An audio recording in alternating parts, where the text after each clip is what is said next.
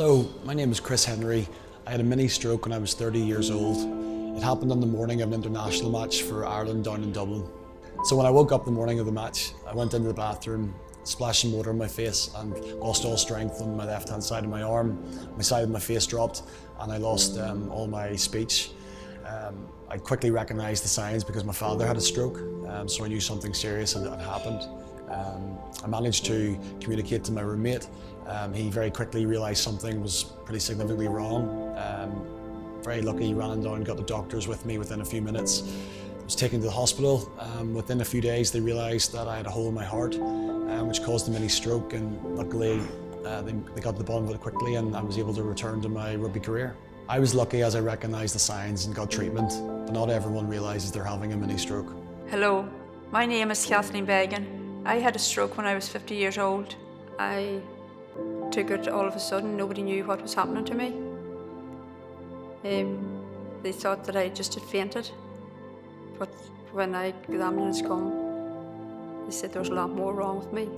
And Dr. Keegan then came that evening and told me that I had suffered a stroke, and also then he showed me where it had happened, and he said, you also had suffered 7 mini strokes before, which you haven't realised. But when I thought back, I could mind. An example was I was crossing the street in Lisnaskea with my mother-in-law, and I just said to her, I'm away, and she looked and I was just like fading away. And this is the scary bit, that there's people out there taking these and we know nothing about them.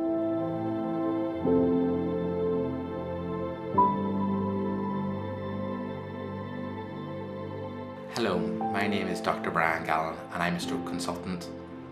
Unfortunately, Kathleen's story is not that uncommon. I often see patients who've had a stroke, and whenever I go back into their previous history, I find that they probably have had TIAs prior to the stroke in the weeks and months before. The symptoms of a TIA are the same as a stroke, only that the symptoms last for a shorter period of time. It's really important that you're aware of the signs and symptoms of a TIA, as 1 in 10 people who have a TIA will go on to have a full stroke within the next week. When you're having symptoms, you don't know if you're going to have a TIA or a full stroke. Therefore, it's important that you contact 999 anyway. Even if your symptoms have resolved from your TIA before your ambulance arrives, it's important that you don't cancel it, so you can be brought to hospital to be assessed by a specialist and referred to your local TIA clinic. Hello, my name is Dr. Simon Goldring and I'm a GP. Sometimes it's only later on, after a TIA, that you realise that something wasn't quite right. So if you had symptoms recently but didn't see a doctor, you should make an urgent appointment to see your GP. We can also refer patients through to the TIA clinic. Don't forget, if you have a TIA, there's a 1 in 10 chance that you will go on to have a full stroke within a week. So if you didn't see a doctor at the time, please go to your GP urgently. Well, it's almost 9 years ago now. Alan was at work in Belfast and I got the call that he had a stroke.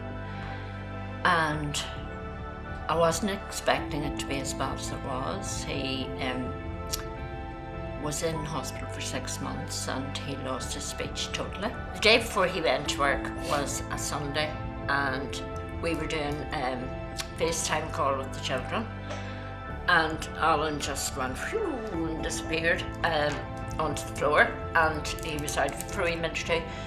Totally wouldn't let me take him to hospital, wouldn't let me go to the doctor. I often think too that that was a warning and I didn't know it. You often think too, you should have went, shouldn't you? Because then he went to work on the Monday night and came home a different now.